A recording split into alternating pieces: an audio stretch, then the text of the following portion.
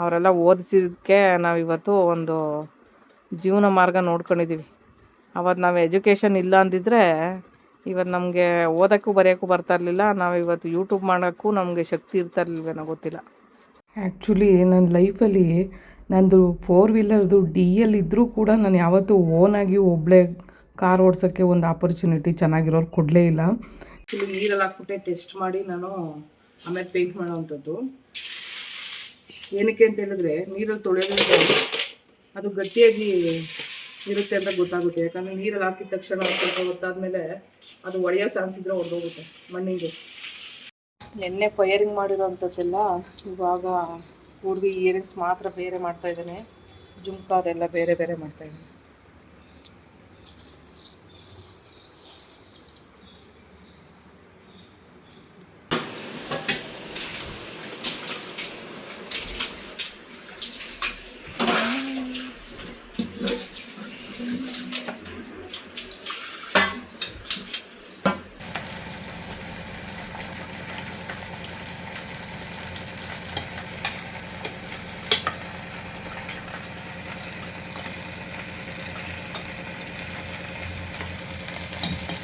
ಎಕ್ಕಿಸಲ್ಲ. So ಇಲ್ಲಿಂದ ಸಿಕ್ಕಾಪಟ್ಟೆ ದೂರ ನನಗೆ, ಹಾಗಾಗಿ ಏನೋ ಮ್ಯಾನೇಜ್ ಮಾಡ್ತಾಯಿದ್ವಿ.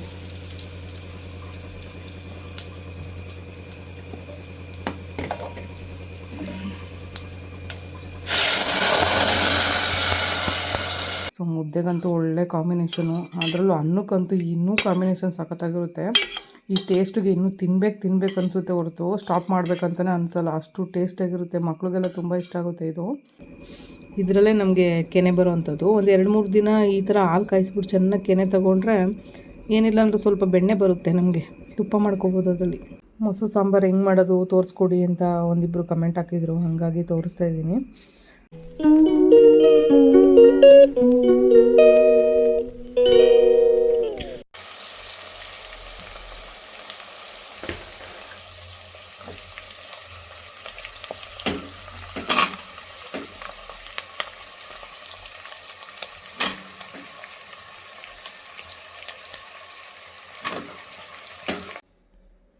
ಮಶ್ರೂಮ್ ಬಿರಿಯಾನಿ ಬಿಸಿ ಬಿಸಿ.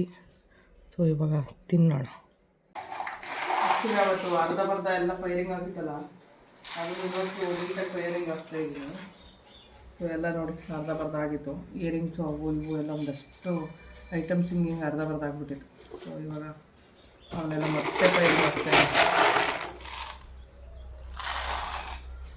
ಮನೆ ಹತ್ರ ಎಲ್ಲ ಸ್ವಲ್ಪ ಜಾಗ ಇದೆ, ಹಂಗಾಗಿ ನೀಟಾಗಿ ಫೈರಿಂಗ್ ಆಗಲಿ ಅಂತ ಹೇಳ್ಬಿಟ್ಟು ಬೀಡ್ಸ್ ಎಲ್ಲ ನೀಟ್ ಫೈರ್ ಆಗಲಿ, ಅರ್ಧ ಆಗ್ಬಿಟ್ಟಿತ್ತೆಲ್ಲ.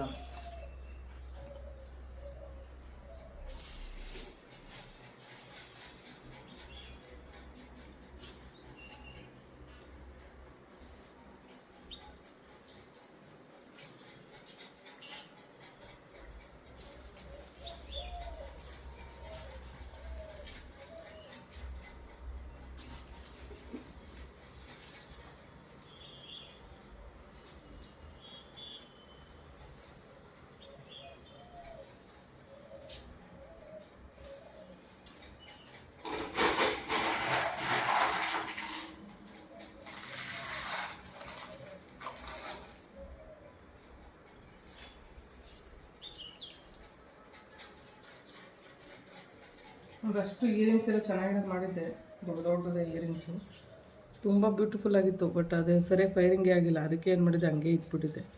ಇವಾಗ ಎಲ್ಲದನ್ನು ತೆಗೆದು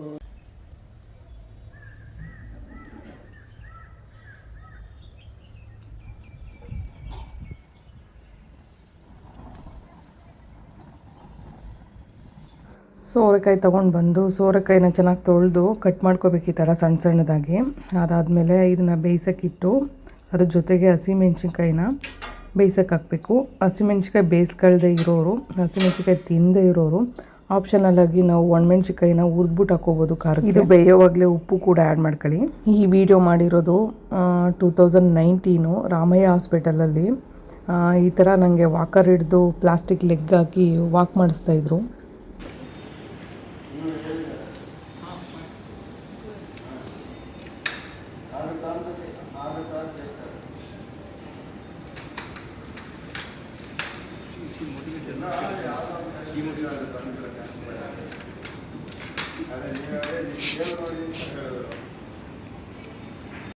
ನೀವು ಕೇಳ್ಬೋದು ನನ್ನ ಈ ಥರನೂ ವಾಕ್ ಮಾಡ್ಬೋದಾ ನೀವು, ಇನ್ನೂ ಚಾನ್ಸ್ ಇದೆಯಾ ಅಂತ. ಆ್ಯಕ್ಚುಲಿ ಅದು ಸೊಂಟದಿಂದ ಮೂವ್ ಮಾಡ್ತಾ ಇರೋದು, ಕಾಲು ನೇತಾಡಿಸ್ತೀವಲ್ಲ ಆ ಥರ ಮೂವ್ ಮಾಡ್ತಾ ಇದ್ದೀನಿ ಹೊರತು ಕಾಲಿದೆ ನನಗೆ ನಡಿಬೇಕು ಅಂತ ನನ್ನ ಮೈಂಡಿಗೆ ಗೊತ್ತಾಗ್ತಾ ಇಲ್ಲ.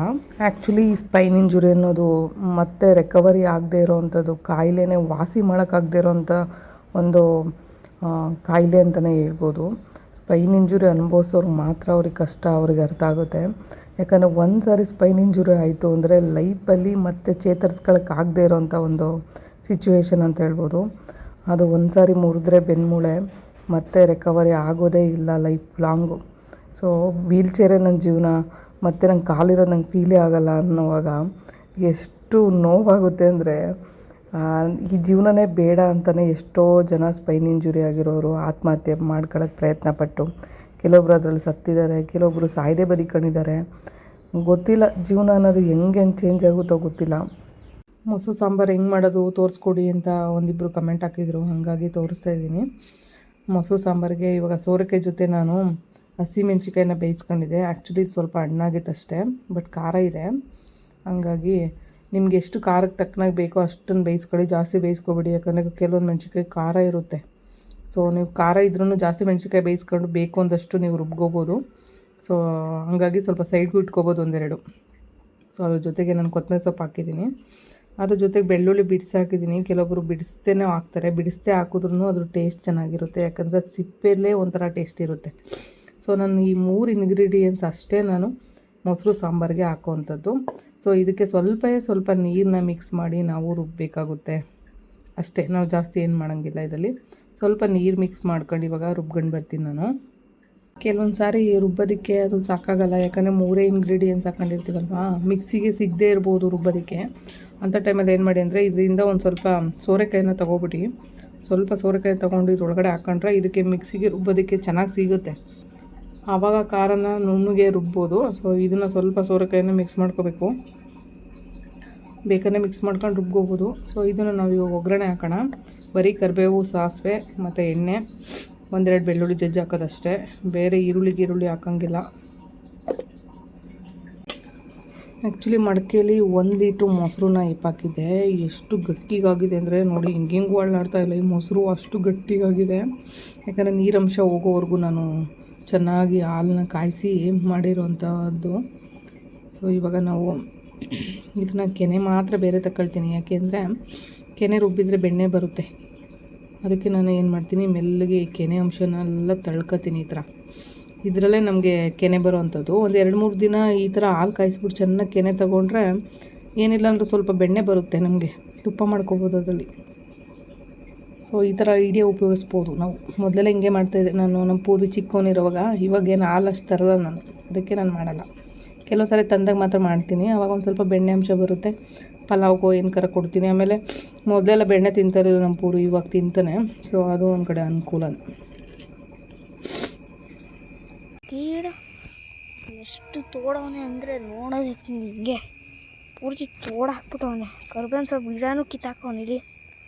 ಇದೇ ಕರ್ಬೇವಿನ ಸೊಪ್ಪಿನ ಗಿಡ, ಇದು ಕರ್ಬೇವಿನ ಸೊಪ್ಪಿನ ಗಿಡ. ಇವು ಎಲ್ಲ ಕಿತ್ತಿ ಇಲ್ಲಿ ನಷ್ಟ ಮಾಡಿಬಿಟ್ಟವನು ಕರ್ಬೇವಿನ ಸೊಪ್ಪನ್ನ. ಎಷ್ಟು ತೋಡವನೆ ಅಂದರೆ ವಿಡಿಯೋ ಥರ ಅಷ್ಟೊಂದು ಗೊತ್ತಾಗಲ್ಲ.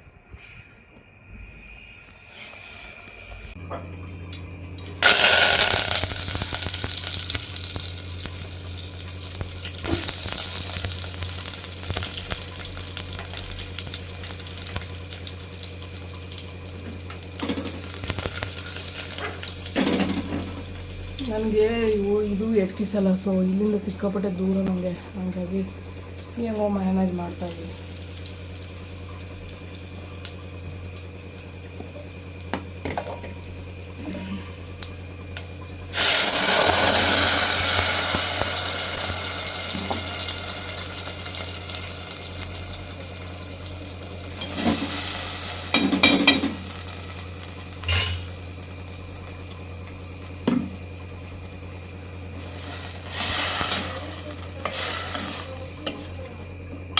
ಆ್ಯಕ್ಚುಲಿ ಇದನ್ನು ನಾವು ಇವಾಗ ಉಪ್ಪು ಹಾಕ್ಬಿಟ್ಟು ಬೇಯಿಸೋವಂಥದ್ದು. ಸೊ ಸ್ವಲ್ಪ ಉಪ್ಪು ಹಾಕಬೇಕು, ಮೊಸರು ಬೇಕಾಗಿರೋಷ್ಟು. ಇದು ಖಾರದಲ್ಲಿ ಬೆಂದಾದ್ಮೇಲೆ ಆರಿಸಿ ನಾವು ಮೊಸರು ಹಾಕುವಂಥದ್ದು. ಇದು ಸ್ವಲ್ಪ ಕುದ್ದಾದ್ಮೇಲೆ ನಾವು ಹಸಿ ಖಾರದ ಸ್ಮೆಲ್ಲೆಲ್ಲ ಹೋಗಬೇಕು. ಅದಾದಮೇಲೆ ಖಾರ ಆರುತ್ತಲ್ಲ ಆವಾಗ ನಾವು ಮೊಸರನ್ನ ಹಾಕುವಂಥದ್ದು.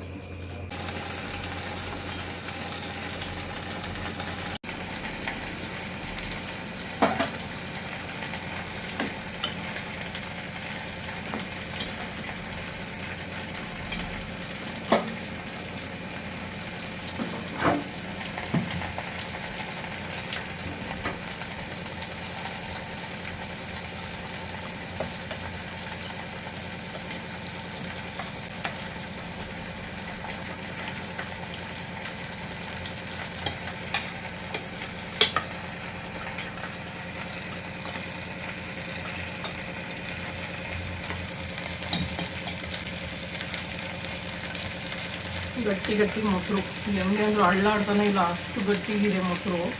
ಸೊ ಇವಾಗ ಕೆನೆ ಎಲ್ಲ ತಗೊಂಡಿದ್ದೀನಿ. ಸೊ ಇದನ್ನು ಇವಾಗ ಇದ್ರೊಳಗಡೆ ಹಾಕೋಂಥದ್ದು. ಸ್ವಲ್ಪ ಬಿಸಿ ಆರಬೇಕಿದೆ, ಇಲ್ಲಾಂದರೆ ಆ ಮೊಸರು ಹೊಡೆದೋಗ್ಬಿಡುತ್ತೆ. ಸೊ ಅದಕ್ಕೆ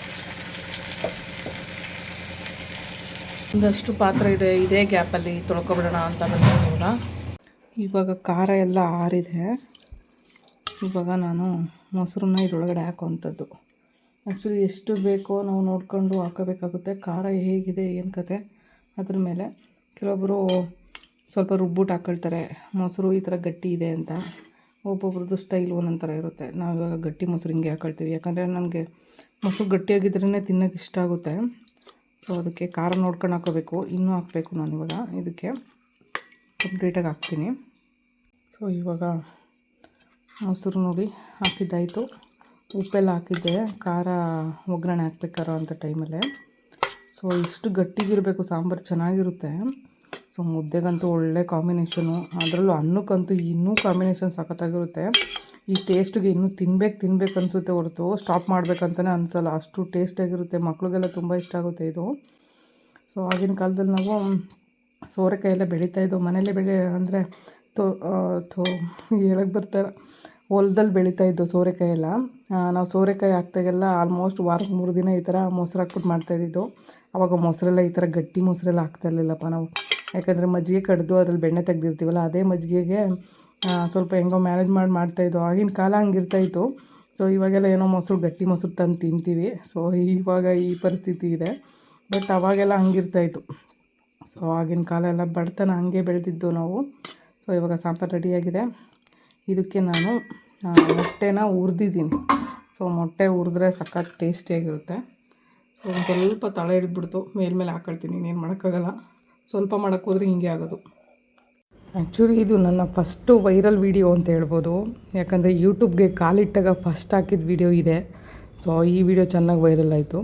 ಸೊ ಮೊದಲು ಕ್ಯಾಮ್ರಾ ಮುಂದೆ ಮಾತಾಡೋಕ್ಕೂ ಸಖತ್ ಭಯಪಟ್ಕೊಳ್ತಾಯಿದ್ದೆ ನಾನು. ಆಮೇಲೆ ಫ್ಯಾಮಿಲಿಯಲ್ಲೂ ಅಷ್ಟೇ ಮಿಡ್ಲ್ ಕ್ಲಾಸ್ ಫ್ಯಾಮಿಲಿ ಆಗಿರೋದ್ರಿಂದ ಸೋಷಿಯಲ್ ಮೀಡಿಯಾ ಬರೋದಕ್ಕೆ ತುಂಬಾ ಕಷ್ಟ ಆಯಿತು ನನಗೆ ಫಸ್ಟಲ್ಲಿ. ಸೊ 2 ವರ್ಷ 3 ವರ್ಷದಲ್ಲಿ ಸರಿ ಹೋಗುತ್ತೆ ಈ ಸ್ಪೈನ್ ಇಂಜುರಿ ಅಂತ ಅಂದ್ಕೊಂಡಿದ್ದೀವಿ ನಾವು. ಸೊ ಸರಿಯೇ ಹೋಗದೆ ಇರೋವಾಗ ನನಗನ್ಸಿದ್ದು ಒಂದು ಯೂಟ್ಯೂಬ್ ಚಾನಲ್ ಮಾಡಬೇಕು ಅಂತ. ಮಾಡಿದ್ರೂ ನಾನು ಬ್ಯಾಕ್ಗ್ರೌಂಡಲ್ಲಿ ವರ್ಕ್ ಮಾಡ್ತಾಯಿದ್ದೆ, ಕ್ರಾಫ್ಟ್ ಚಾನಲೆಲ್ಲ ಮಾಡ್ಕೊಂಡು. ನಂಗೆ ಯಾರೋ ಒಬ್ರು ಹೇಳಿದರು, ನೀವು ಕ್ಯಾಮ್ರಾ ಮುಂದೆ ಬಂದು ಮಾತಾಡಿ, ನಿಮ್ಮ ವೀಡಿಯೋ ಚೆನ್ನಾಗಿ ವೈರಲ್ ಆಗುತ್ತೆ ಅಂತ.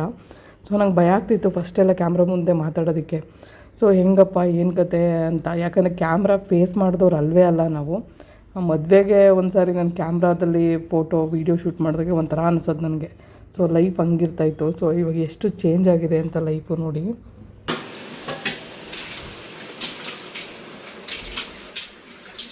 ಮೂರು ವರ್ಷದಿಂದ ಆ್ಯಕ್ಚುಲಿ ನಾನು ಕಂಪ್ಲೀಟ್ಲಿ ಬೆಡ್ ರಿಡನಿಂದ ನನ್ನ ಲೈಫ್ ಸ್ಟೈಲ್ನ ಚೇಂಜ್ ಮಾಡ್ಕೋಬೇಕು ಅಂತ ಹೊರಗಡೆ ಬಂದವಳು. ಇವತ್ತು ಎಷ್ಟೆಲ್ಲ ಸ್ಟ್ರಗಲ್ ಮಾಡಿ ನನ್ನ ಎಲ್ಲ ಕೆಲಸಗಳನ್ನ ಮಾಡೋದನ್ನ ಕಲಿತೆ ಗೊತ್ತಾ ನಾನು. ಇಷ್ಟು ವರ್ಷದಲ್ಲಿ ತುಂಬ ಪ್ರೊಫೆಷ್ನಲ್ಲಾಗಿ ನನ್ನ ಲೈಫ್ನ ಚೇಂಜ್ ಮಾಡ್ಕೊಬಿಟ್ಟಿದ್ದೀನಿ. ನಿನ್ನ ಕೈಲಿ ಏನೂ ಆಗಲ್ಲ, ನೀನು ನಾನು ಬಿಟ್ಟೋದ್ರೆ ಬರೀ ಮಣ್ಣೆ ತಿನ್ನಬೇಕಾಗುತ್ತೆ, ನಿಂಗಂತೂ ಅನ್ನ ಸಿಗಲ್ಲ ಅಂತ ಹೇಳ್ದವ್ರ ಮುಂದೆ ಎಲ್ಲ ಇವಾಗ ನಾನು ನೆನೆಸ್ಕೊಳ್ತೀನಿ, ದೇವರು ನನಗೆ ಯಾವತ್ತೂ ಅನ್ನ ಇಲ್ದಂಗೆ ಮಾಡಿಲ್ಲ ದೇವರೇ.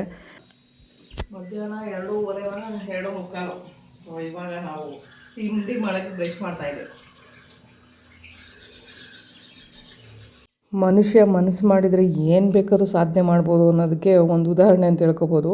ಹೆಮ್ಮೆಯಿಂದ ಹೇಳ್ಕೊಳ್ತಾ ಇದ್ದೀನಿ. ಯಾಕಂದರೆ ಕಂಪ್ಲೀಟ್ಲಿ ಬೆಡ್ ರಿಡನಿಂದ ಇವತ್ತು ಲೈಫ್ ಚೇಂಜ್ ಮಾಡ್ಕೊಂಡಿರೋಳು ನಾನು. ನನಗೆ ಆದರೂ ಅನುಭವ ಆಗಿದೆ. ನಮಗೆ ಏನಾದರೂ ಜ್ವರ ಬಂದು ನೆಗಡಿ ಕೆಮ್ಮು ಈ ಥರ ಬಂದಾಗ ನಾಲ್ಗೆಗೆ ಯಾವುದಾದ್ರೂ ಖಾರವಾಗಿರೋದು ಒಂದು ರಸಮ್ಮು ಕುಡಿಬೇಕು, ಅಕಸ್ಮಾತು ಅನ್ನಕ್ಕೆ ತಿನ್ನಬೇಕು ಅಂತ ಅನಿಸಿದರೆ ಈ ರಸಮ್ ನಾನು ಮಾಡ್ತೀನಿ. ಇದು ಸಿಂಪಲ್ ರೆಸಿಪಿ.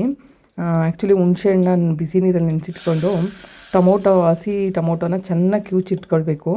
ಸೊ ಅದು ಹುಣಸೆಹಣ್ಣು ಇದೆಲ್ಲ ತೆಗೆದ್ಬಿಟ್ಟು ವೇಸ್ಟ್ನೆಲ್ಲ ಇದರೊಳಗಡೆ ನಾವು ಒಗ್ಗರಣೆ ಜೀರಿಗೆ ಮತ್ತು ಮೆಣಸು ಹಾಕೊಂಡಿದ್ದೀನಿ. ಇದನ್ನು ಸ್ವಲ್ಪ ಬಿಸಿ ಮಾಡಿಬಿಟ್ಟು ಕುಟ್ಬಿಟ್ಟು ಹಾಕಬೇಕು. ಯಾಕಂದರೆ ನಂಗೆ ರಸಮು ಟೇಸ್ಟ್ ಏನೂ ಸಿಗ್ತಾಯಿಲ್ವಲ್ಲ. ಸೊ ಬಾಯೆಲ್ಲ ಒಂಥರ ಮರಗಟ್ತಿದ್ದಂಗೆ ಆಗಿಬಿಟ್ಟಿದೆ. ಏನು ತಿಂದರೂ ಏನು ಟೇಸ್ಟ್ ಗೊತ್ತಾಗ್ತಾಯಿಲ್ಲ. ಸೊ ಅದಕ್ಕೆ ರಸಮ್ ಮಾಡೋಣ ಅಂಥೇಳಿ ಟೊಮೊಟೊ ಕಿವುಚಿ ಮತ್ತು ಅದ್ರ ಜೊತೆಗೆ ಹುಣಸೆಹಣ್ಣು ಚೆನ್ನಾಗಿ ಕಿವುಚಿ ಅದೇ ಒಂದು ರಸ ಒಂದು ಇದೆಯಲ್ಲ ಅದನ್ನೆಲ್ಲ ಹಾಕಿ ಇವಾಗ ಒಗ್ಗರಣೆ ಹಾಕಿದ್ದೀನಿ, ಬೆಳ್ಳುಳ್ಳಿ ಹಾಕಿ. ಸೊ ಅದಕ್ಕೆ ಇದನ್ನು ಚೆನ್ನಾಗಿ ಕುಟ್ಟಿ ಪುಡಿ ಮಾಡಿ ಹಾಕಬೇಕು. ಸ್ವಲ್ಪ ಬಿಸಿ ಮಾಡಿ ಹಾಕಬೇಕು ಅದರಲ್ಲಿ.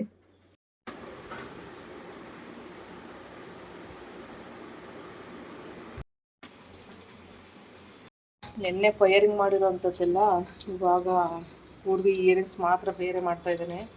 ಜುಮ್ಕ ಅದೆಲ್ಲ ಬೇರೆ ಬೇರೆ ಮಾಡ್ತಾಯಿದ್ದಾನೆ.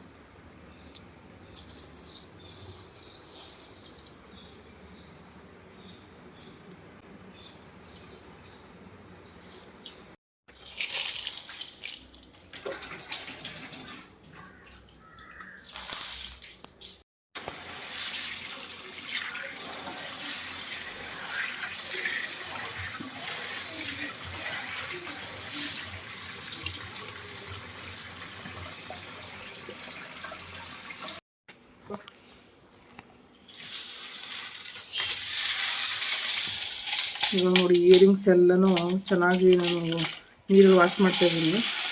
ಒಂದಷ್ಟು ಚೆನ್ನಾಗಿ ಕೇಳ್ತಾ ಇರ್ತಾರೆ, ಮಣ್ಣಿನ ಜ್ಯುವೆಲ್ಲರಿ ನೀರಲ್ಲಿ ಹಾಕಿದ್ರೆ ಏನೂ ಆಗಲ್ವಾ ಅಂತ. ಆ್ಯಕ್ಚುಲಿ ನೀರಲ್ಲಿ ಹಾಕ್ಬಿಟ್ಟೆ ಟೆಸ್ಟ್ ಮಾಡಿ ನಾನು ಆಮೇಲೆ ಪೇಂಟ್ ಮಾಡೋವಂಥದ್ದು. ಏನಕ್ಕೆ ಅಂತ ಹೇಳಿದ್ರೆ ನೀರಲ್ಲಿ ತೊಳೆಯೋದ್ರಿಂದ ಅದು ಗಟ್ಟಿಯಾಗಿ ಇರುತ್ತೆ ಅಂತ ಗೊತ್ತಾಗುತ್ತೆ. ಯಾಕಂದರೆ ನೀರಲ್ಲಿ ಹಾಕಿದ ತಕ್ಷಣ ಸ್ವಲ್ಪ ಹೊತ್ತಾದಮೇಲೆ ಅದು ಒಡೆಯೋ ಚಾನ್ಸ್ ಇದ್ದರೆ ಹೊಡೆದೋಗುತ್ತೆ ಮಣ್ಣಿಗೆ.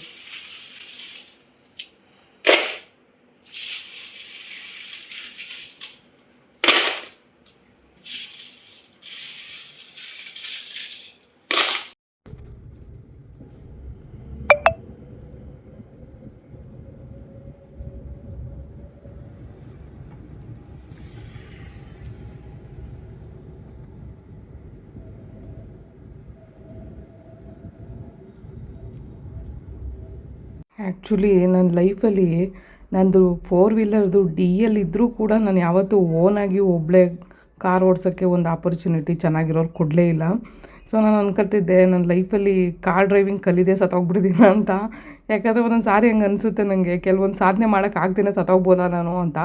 ಬಟ್ ಅನಿಸುತ್ತೆ ಒಂದಲ್ಲ ಒಂದು ಟೈಮ್ಗೆ ನಾವೇನಾದರೂ ಮ್ಯಾನಿಫೆಸ್ಟೇಷನ್ ಮಾಡ್ಕೊಂಡಿದ್ರೆ ದೇವ್ರ ಹತ್ರ ನಾನು ಇದನ್ನು ಮಾಡೇ ತೀರ್ತೀನಿ ಅಂತ ಲೈಫಲ್ಲಿ ಏನಾದರೂ ಅಂದ್ಕೊಂಡಿದ್ರೆ ನನ್ನ ಥರನೇ ಬದುಕ್ಬೋದು ಅಂತ ನಿಮ್ಗೆ ಹೇಳ್ತೀನಿ. ಯಾಕಂದರೆ ನನ್ನ ಲೈಫಲ್ಲಿ ಕೆಲವೊಂದು ಏನೇನೆಲ್ಲ ಅಂದ್ಕೊಂಡಿದ್ದೀನಿ, ನೆಗೆಟಿವ್ ಅಂದ್ಕೊಂಡಿರೋದು ಪಾಸಿಟಿವ್ ಆಗಿದೆ. ಅಂದರೆ ನೆಗೆಟಿವ್ ಆಗಿ ಏನು ಅಂದ್ಕೊಂಡಿದ್ದೀನಿ ಅದು ಕೂಡ ನನ್ನ ಲೈಫಲ್ಲಿ ನಡೆದ್ಬಿಟ್ಟಿದೆ.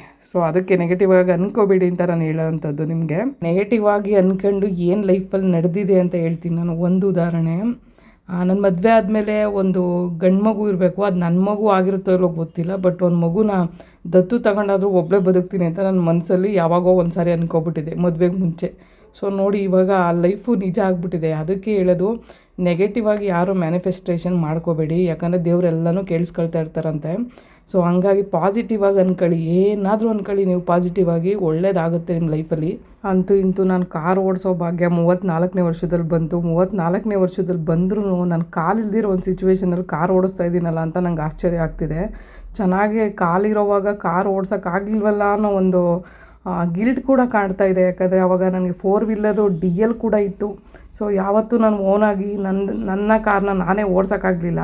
ಅದು ನನ್ನ ಕಾಲಲ್ಲಿ ತುಳಿದು ಓಡ್ಸೋಕ್ಕಾಗಲಿಲ್ವಲ್ಲ. ಆ ಕ್ಲಚ್ಚು ಬ್ರೇಕು ಎಲ್ಲನೂ ಟಚ್ ಮಾಡಿ ನನ್ನ ಕಾಲಿಂದ ಓಡ್ಸೋಕ್ಕಾಗಲಿಲ್ಲ ಅಂತ ಸಿಕ್ಕಾಪಟ್ಟೆ ಬೇಜಾರಾಗ್ತಿದೆ ಇವಾಗ. ಬಟ್ ಏನೇ ಆದರೂ ಲೈಫಲ್ಲಿ ನಡಿಬೇಕು ಅನ್ನೋದಿದ್ದರೆ ಆ ದೇವ್ರು ಎಲ್ಲನೂ ಕೇಳಿಸ್ಕೊಂಡು ಪಾಸಿಟಿವ್ ಆಗಿ ಯೋಚನೆ ಮಾಡಿ ಕೇಳ್ಕೊಂಡಿದ್ದನ್ನ ಕೊಡ್ತಾನೆ ಅನ್ನೋದಕ್ಕೆ ನಾನು ಉದಾಹರಣೆ. ನನ್ನ ಲೈಫಲ್ಲಿ ಅನುಭವಿಸಿರೋದನ್ನ ನಾನು ಹೇಳ್ಕೊಳ್ತಾ ಇದ್ದೀನಿ ನಿಮ್ಮ ಹತ್ರ. ನಾನು 2016 ಕಾರ್ ಡ್ರೈವಿಂಗ್ ಸ್ಕೂಲಿಗೆ ಹೋಗ್ತಾಯಿದ್ದೆ. ಸೊ ಡ್ರೈವಿಂಗು ಸೇರ್ಕೊಂಡ್ಮೇಲೆ ಒಂದು 15 ಡೇಸಲ್ಲಿ ನನ್ನ ಪ್ರೆಗ್ನೆನ್ಸಿ ಅಂತ ಗೊತ್ತಾಯಿತು. ಸೊ ಪ್ರೆಗ್ನೆನ್ಸಿ ಟೈಮಲ್ಲಿ ಪೂರಿ ಹೊಟ್ಟೆಲಿರೋ ಟೈಮಲ್ಲಿ ಸಿಕ್ಕಾಪಟ್ಟೆ ವಾಮಿಟಿಂಗು, ಸುಸ್ತು, ರೋಡಲ್ಲಿ ಹೋದಾಗ ತಲೆ ಸುತ್ತಬಿಡೋದು, ಈ ಥರ ಎಲ್ಲ ಮಾಡ್ತಾ ಇರೋದ್ರಿಂದ ನಾನೇನು ಮಾಡ್ತೀನಿ, ಕಂಪ್ಲೀಟ್ಲಿ 5-6 ತಿಂಗಳವರೆಗೂ ನಾನು ರೆಸ್ಟ್ ಮಾಡಿಬಿಟ್ಟು ಆಮೇಲೆ ಮತ್ತೆ ಕಾರ್ ಡ್ರೈವಿಂಗ್ ಸ್ಕೂಲಿಗೆ ಮತ್ತೆ ಹೋಗ್ತೀನಿ. ಹೋಗಿ ನಂದು ಇದನ್ನು DL ತೊಗೋಬೇಕಲ್ವ ಕಾರ್ ಡ್ರೈವಿಂಗ್ದು. ಸೊ ಅದನ್ನೆಲ್ಲ ಕಂಪ್ಲೀಟ್ ಮಾಡ್ಕೊಂಡು ನಾನು DL ತೊಗೊಳ್ತೀನಿ. ಕಾಲು ಚೆನ್ನಾಗಿರುವಾಗ DL ತೊಗೊಂಡೆ, ಬಟ್ ಯಾವತ್ತೂ ಓಡ್ಸೋಕ್ಕಾಗಲಿಲ್ಲ ಅಷ್ಟೇ. ಆ DL ಇವತ್ತು ಇದೆ. ಸೊ ಇವಾಗ ನಮಗೆ ನಾವು ಓಡಿಸೋ ಕಾರಿಗೆ DL ಬೇರೆ ಥರನೇ ಬರುತ್ತೆ. ಸೊ ನನ್ನ ಬಗ್ಗೆ ನೀವು ಕೇಳೋದಾದರೆ ಇವಾಗ ನಾನು ಕಾರ್ ಡ್ರೈವಿಂಗ್ ಕಲಿತಾ ಇದ್ದೀನಿ. ಆ್ಯಕ್ಚುಲಿ ನಮ್ಮದು ಬೇರೆ ಥರ DL ಬರುತ್ತೆ. ಯಾಕಂದರೆ ನಾವು ಫಿಸಿಕಲ್ ಹ್ಯಾಂಡಿಕ್ಯಾಪ್ಟ್ ಇರೋದ್ರಿಂದ ನಮಗೆ ಟೋಲ್ ಫ್ರೀ ಇರುತ್ತೆ. ಯಾಕಂದರೆ ನಮ್ಮದೇ ಓನ್ ವೆಹಿಕಲ್ ಆಗಿದ್ದರೆ ಈ ಥರ ಮಾಡಿಫೈ ಆಗಿರೋಂಥ ಕಾರ್ಗಳಿಗೆ ಎಲ್ಲನೂ ಎಲ್ಲೇ ಹೋದರೂ ಆಲ್ ಇಂಡಿಯಾದಲ್ಲಿ ಎಲ್ಲೇ ಹೋದರೂ ಟೋಲ್ ಫ್ರೀ ಇರುತ್ತೆ. ನಮಗೆಲ್ಲ ಚಾರ್ಜಸ್ ಅಂತ ಇರಲ್ಲ. ಟೋಲ್ಗಳಲ್ಲಿ ಯಾವುದೇ ದುಡ್ಡು ಕಟ್ಟಬೇಕು ಅನ್ನೋದು ಕೂಡ ಇರಲ್ಲ. ಸೊ ಇವಾಗ ನಾನು ಕಲಿತಾ ಇದ್ದೀನಿ. ಆಲ್ ದ ಬೆಸ್ಟ್ ಹೇಳಿ ಎಲ್ಲರೂ. ಏನು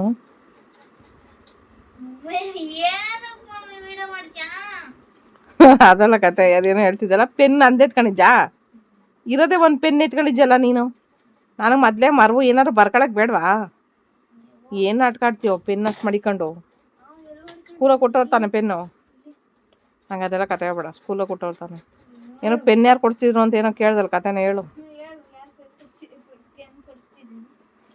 ಏನಂಗಂದ್ರೆ ಯಾರು ಪೆನ್ ಕೊಡಿಸ್ತಿದ್ದಿದ್ದು ನಿಮಗೆ?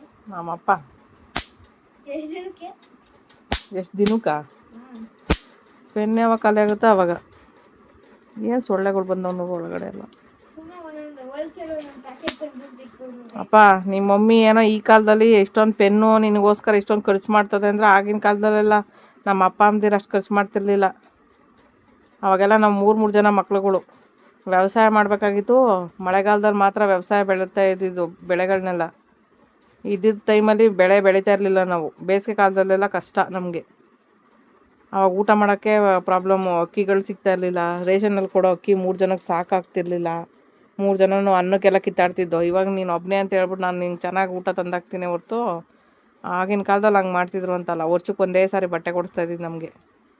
ನಿನಗೇನು ಕಣ್ಣಿಗೆ ಬೇಕಾದ ಬಟ್ಟೆ ಇಕ್ಕತ್ಯಾ? ಆರಾಮಾಗಿದ್ಯಾ? ನೀನು ಆರಾಮಾಗಿ ಇದೆಯಾ? ನಿನಗೆ ಯಾವುದ್ರದ್ದು ವಸ್ತುಗಳು ವ್ಯಾಲ್ಯೂ ಗೊತ್ತಿಲ್ಲ, ದುಡ್ಡಿನ ವ್ಯಾಲ್ಯೂ ಗೊತ್ತಿಲ್ಲ, ಮಮ್ಮಿ ಎಷ್ಟು ಕಷ್ಟಪಡುತ್ತೆ ಅಂತಲೂ ಗೊತ್ತಿಲ್ಲ ನಿನಗೆ. ಆದರೆ ಆ ಕಾಲದಲ್ಲಿ ವ್ಯವಸಾಯ ಮಾಡ್ಕೊಂಡು ನಮ್ಗೆ ಅವಾಗೆಲ್ಲ ಜೀವನ ನಡೆಸೋದೇ ದೊಡ್ಡ ಕಷ್ಟಗಳಾಗ್ತಿತ್ತು.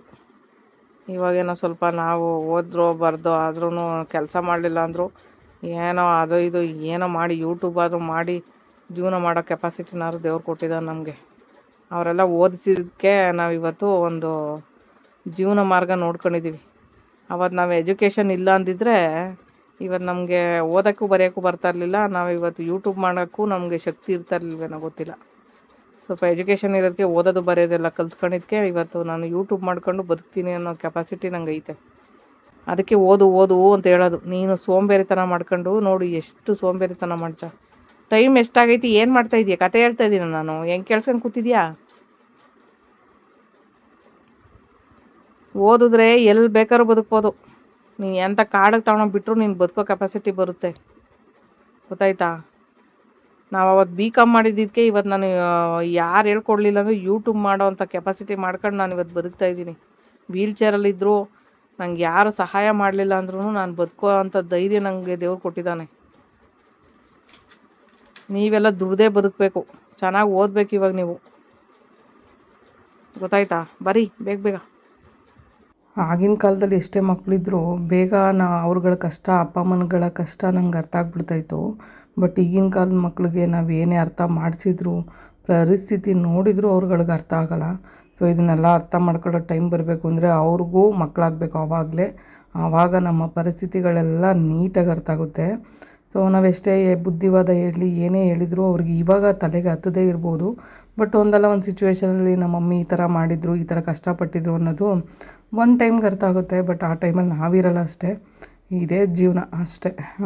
Thank you so much video ನೋಡಿದ್ದಕ್ಕಾಗಿ. ಇವತ್ತಿನ ವ್ಲಾಗ್ ಇಷ್ಟೇ. ಇನ್ನೊಂದು ವ್ಲಾಗ್ ಜೊತೆ ನಾನು ಸಿಗ್ತೀನಿ ನಿಮಗೆ. ಯಾರೆಲ್ಲ ಸಪೋರ್ಟ್ ಮಾಡ್ತಿದ್ದೀರಾ ಎಲ್ರಿಗೂ ತುಂಬ ಥ್ಯಾಂಕ್ಸ್ ಹೇಳ್ತೀನಿ. ಸೊ ನನ್ನ ವಿಡಿಯೋ ರೀಚ್ ಆಗೋದಕ್ಕೆ ನೀವುಗಳೇ ಕಾರಣ. ಥ್ಯಾಂಕ್ ಯು ಸೋ ಮಚ್ ಎಲ್ರಿಗೂ.